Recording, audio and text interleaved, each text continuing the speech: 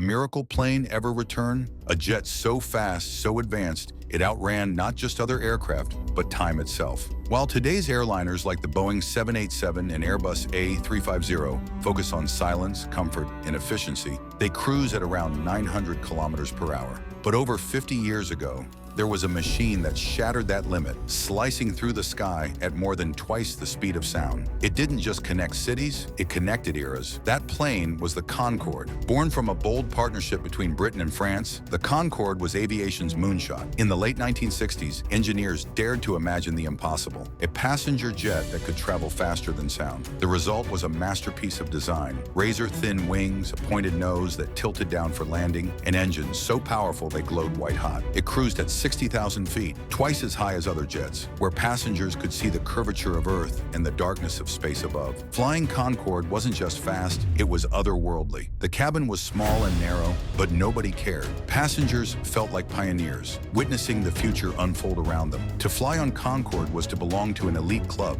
Tickets cost the equivalent of over $12,000 today, and every flight was packed with politicians, movie stars, and global icons. Celebrities like Elton John, Phil Collins, and Princess Diana were regular passengers. Phil Collins famously used the Concorde to perform at Live Aid concerts in both London and Philadelphia on the same day.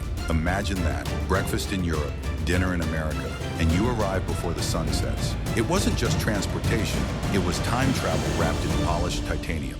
For nearly 3 decades, the Concorde ruled the skies, the pride of British Airways and Air France, the ultimate symbol of human progress and engineering beauty. But perfection always comes with a price. The Concorde was loud, expensive, and thirsty for fuel. Each flight burned 4 times more fuel per passenger than a modern airliner. And because of its deafening sonic boom, it was banned from flying over most populated areas, limiting routes to oceans only. Then, tragedy struck. On July 25, 2000, Air France Flight 4590 crashed shortly after takeoff, killing everyone on board. The world watched in disbelief as the dream of supersonic travel seemed to fall apart in flames. Confidence in the Concorde collapsed, and just a year later, the aviation world was shaken again by 9/11. Demand for luxury, high-cost travel plummeted. By 2003, the final Concorde took off for its farewell flight, and the era of speed was over. The sky fell silent, but dreams don't die that easily.